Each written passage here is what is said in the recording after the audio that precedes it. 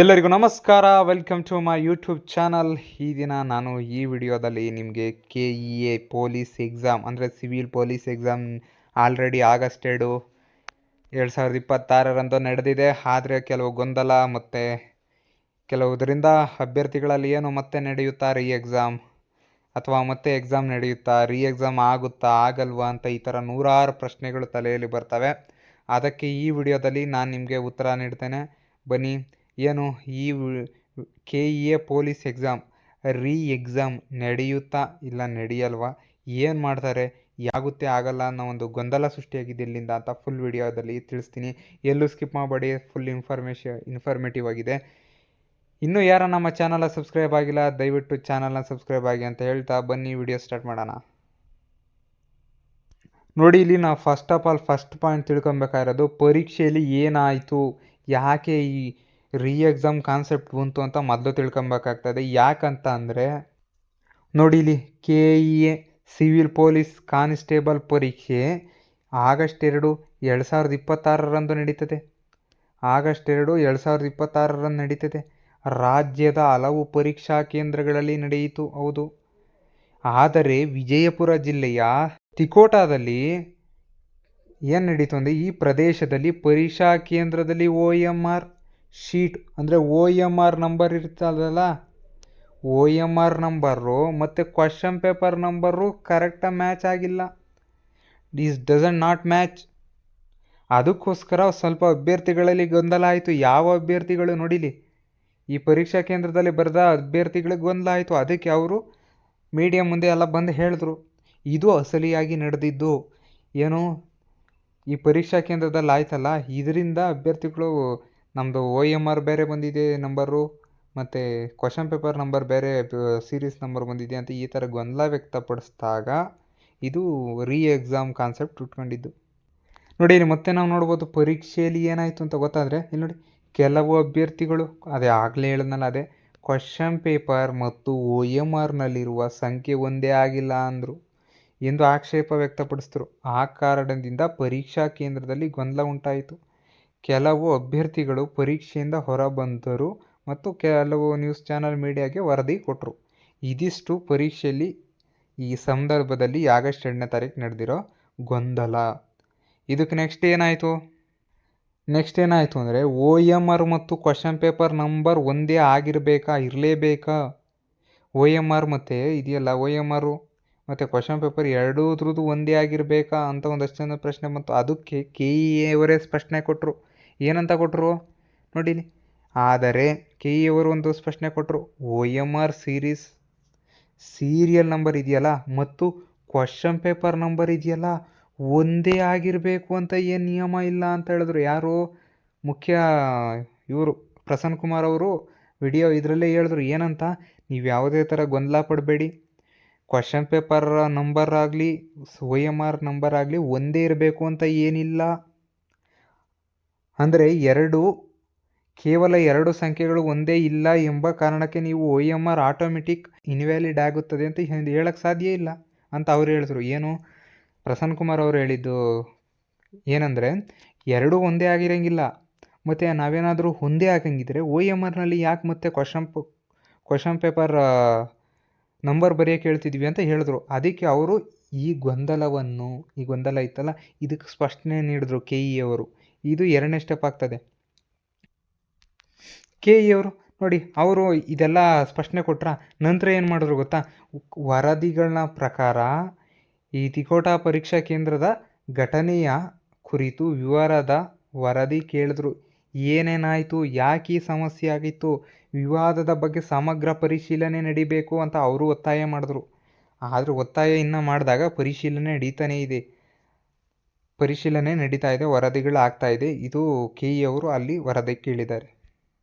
ನೋಡಿ, ಇಲ್ಲಿ ನೆಕ್ಸ್ಟು ರೀ ಎಕ್ಸಾಮ್ ಆಗಬೇಕಾದರೆ ಏನು ಆಗಬೇಕಾಗಿದೆ ನಮಗೆ ಅಂದರೆ, ನೋಡಿ, ಮೊದಲನೆಯದು ನಿರ್ದಿಷ್ಟ ಪರೀಕ್ಷಾ ಕೇಂದ್ರಕ್ಕೆ ಮಾತ್ರ ಮರುಪರೀಕ್ಷೆ ಆಗೋದು.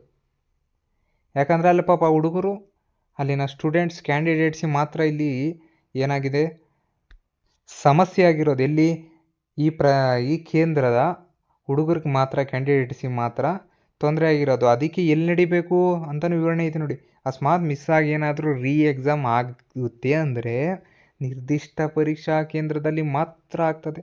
ಎರಡನೇದೇನಪ್ಪ, ಸಮಸ್ಯೆಯಿಂದ ನೇರವಾಗಿ ಪರಿಣಾಮಕ್ಕೊಳಗಾದ ಅಭ್ಯರ್ಥಿಗಳಿಗೆ ಮಾತ್ರ ಮರುಪರೀಕ್ಷೆ, ಎಲ್ಲರಿಗೂ ಅಲ್ಲ.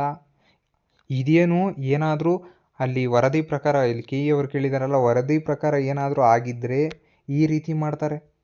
ಏನು ಎಕ್ಸಾಮು ಇದೇನು ಎಕ್ಸಾಮ್ ಆಗಲೇಬೇಕು ಅಂತ ಏನು ಇನ್ನು ಅಧಿಕೃತವಾಗಿ ಎಲ್ಲೂ ಕೆ ಇ ಅವರು ಪ್ರಕಟಿಸಿಲ್ಲ.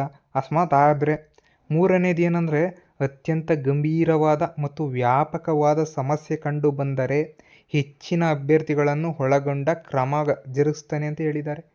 ನೋಡಿ, ಇದಿಷ್ಟು ಏನು ಅಂದರೆ, ಅಕಸ್ಮಾತ್ ಎಕ್ಸಾಮ್ ಆಗಬೇಕಾದ್ರೆ ಏನೇನು ಆಗಬೇಕು, ಎಲ್ಲೆಲ್ಲಿ ನಡೀತದೆ ಅಂದರೆ ನೋಡಿ, ಒಂದು ಸಿಂಪಲ್ ಇನ್ಫಾರ್ಮೇಷನ್, ಎಲ್ಲಿ ಪರೀಕ್ಷಾ ಕೇಂದ್ರ ಇರ್ತದೆ ಅಲ್ಲಿ ನಡೀತದೆ.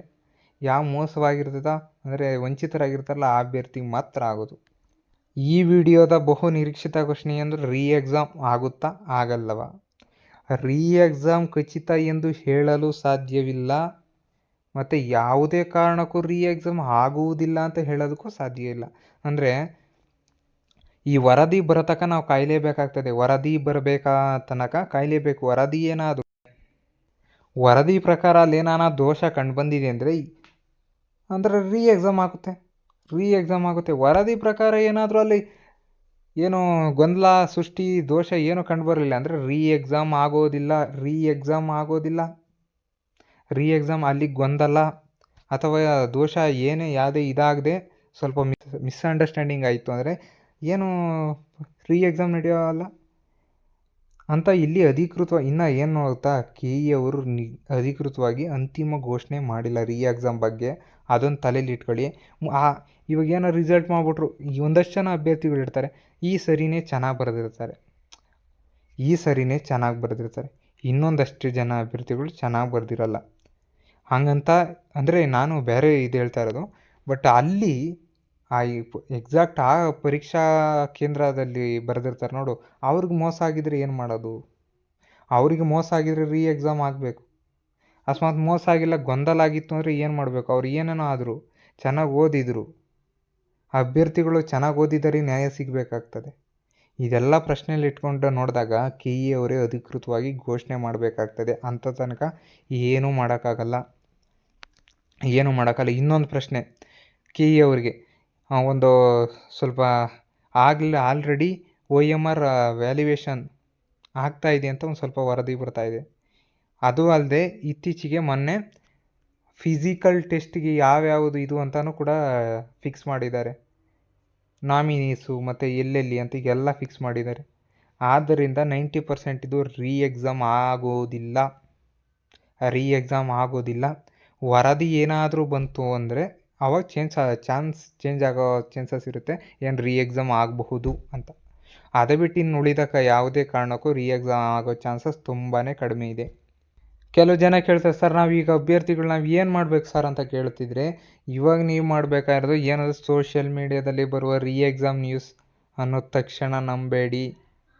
ನಿಮಗೆ ಗೊತ್ತಿರಲಿ, ಅಧಿಕೃತವಾಗಿ ಕೆ ಇ ಅವರೇ ನಮ್ಮ ಅಭ್ಯರ್ಥಿಯ ವಾಟ್ಸಾಪ್ಗೆ ಕಳಿಸಿದ್ದಾರೆ, ಯಾವುದೇ ಸೋಷಿಯಲ್ ಮೀಡಿಯಾದಲ್ಲಿ ಬರುವ ಎಕ್ಸಾಮ್ ಅನ್ನು ನಂಬಬೇಡಿ ಅಂತ ಕಳಿಸಿದ್ರು, ಜ್ಞಾಪನ ಇದ್ದರೆ.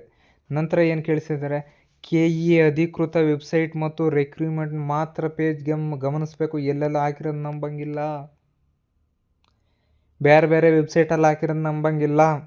ಮತ್ತು ಇನ್ನೊಂದು ಪಾಯಿಂಟು, ನಿಮ್ಮ OMR ಕ್ವಶನ್ ಪೇಪರ್ ಅಂದರೆ ನಮ್ಗೆ ಒಂದು ಕಾಪಿ ಇದೆಯಲ್ಲ OMRದು, ಅದೂ ಕ್ವಶನ್ ಪೇಪರೂ ಮತ್ತು ಹಾಲ್ ಟಿಕೆಟು ಇವೆಲ್ಲ ಭದ್ರವಾಗಿ ಸುರಕ್ಷಿತವಾಗಿ ಇಟ್ಕೋಬೇಕು. ಯಾಕಂದರೆ ಸ್ವಲ್ಪ ಜನ ಕಡಿಮೆ ಬಂದಿದೆ, ಹಂಗೆ ಬಂದಿದೆ, ಈ ಥರ ಹಂಗೆ ಬಂದುಬಿಟ್ಟಿದೆ, ಈ ಥರ ಬೇಡ, ಅದನ್ನು ಇಟ್ಕೊಳ್ಳಿ. ಅಕಸ್ಮಾತ್ ಎಕ್ಸಾಮ್ ಆದರೂ ಬೇಕಾಗುತ್ತೆ. ಅಕಸ್ಮಾತ್ ನೀವೇನೋ ಒಂಚೂರು ಮಿಸ್ ಆಗಿ ನಿಮ್ಮ ಅದೃಷ್ಟ ಐತಯ್ಯ, ರಿಸರ್ವೇಷನ್ನು ಯಾವುದೋ ನಿಮಗೆ ಹೆಲ್ಪ್ ಮಾಡಿ ಸೆಲೆಕ್ಟ್ರು ಮಾಡಿದ್ರೂ ಮಾಡ್ಬೋದು. ಅದಕ್ಕೋಸ್ಕರ ಎಲ್ಲ ಜೋಪಾನವಾಗಿ ಇಟ್ಕೊಳ್ಳಿ. ನಂತರ ಒಂದು ಖಚಿತವಾಗಿ ಹೇಳೋದೇನೆಂದರೆ, ಎಕ್ಸಾಮ್ ಖಚಿತ ಎಂದು ಹೇಳುವುದು ತಪ್ಪಾಗ್ತದೆ. ಇವಾಗ ನಾವು ಹೇಳಿದರೆ ತಪ್ಪು. ಏನು ಎಕ್ಸಾಮ್ ಆ ವರದಿ ಏನಾದರೂ ಓಕೆ ಇದು ದೋಷ ಇದೆ ಅಂದರೆ ಎಕ್ಸಾಮ್ ಆಗುತ್ತೆ, ಇಲ್ಲಾಂದರೆ ಎಕ್ಸಾಮ್ ಆಗೋಲ್ಲ. ಎಕ್ಸಾಮ್ ಸಾಧ್ಯತೆ ಇಲ್ಲ ಎಂದು ಹೇಳುವುದು ಈಗಲೇ ಸರಿಯಲ್ಲ. ಅದಕ್ಕೆ ನಾನು ಹೇಳಿದ್ದು, ವರದಿ ಬಂದಮೇಲೆ ನಾವೆಲ್ಲ ಹೇಳೋಕ್ಕಾಗುತ್ತೆ. ನೀವು ಯಾವುದೇ ಕಾರಣಕ್ಕೂ ಕ್ಯಾಂಡಿಡೇಟ್ಸ್ ಈ ಎಕ್ಸಾಮ್ ಬಗ್ಗೆ ತಲೆ ಕೆಡಿಸ್ಕೊಬೇಡಿ. ಮುಂದೆ ಬರೋ ಎಕ್ಸಾಮ್ಗೆ ಓದಿ. ಯಾಕಂದರೆ ಎಕ್ಸಾಮ್ ಬಗ್ಗೆ ಯೋಚನೆ ಮಾಡ್ತಿದ್ರೆ ಅಲ್ಲೇ ಇದ್ದುಬಿಡ್ತೀರಾ. ಅದು ಏನಾನಾಗಲಿ, ಅಕಸ್ಮಾತ್ ಚೆನ್ನಾಗಿ ಬರೆದಿದ್ರಾ ಓಕೆ, ಚೆನ್ನಾಗಿ ಬರೆದಿಲ್ಲ ನೆಕ್ಸ್ಟ್ ಟೈಮ್ ಟ್ರೈ ಮಾಡಿ ಅಂತ ಹೇಳ್ತೀನಿ. ಇದಿಷ್ಟು ಎಕ್ಸಾಮ್ ಬಗ್ಗೆ ನಾನು ಈ ವಿಡಿಯೋದಲ್ಲಿ ನಿಮಗೆ ಮಾಹಿತಿ ಹಂಚ್ಕೊಟ್ಟಿತ್ತು. ಈ ವಿಡಿಯೋ ಇಷ್ಟ ಆದರೆ ದಯವಿಟ್ಟು ನಮ್ಮ ಚಾನಲ್ನ ಸಬ್ಸ್ಕ್ರೈಬ್ ಮಾಡೋದು ಮಾತ್ರ ಮರಿಬೇಡಿ. ಧನ್ಯವಾದಗಳು.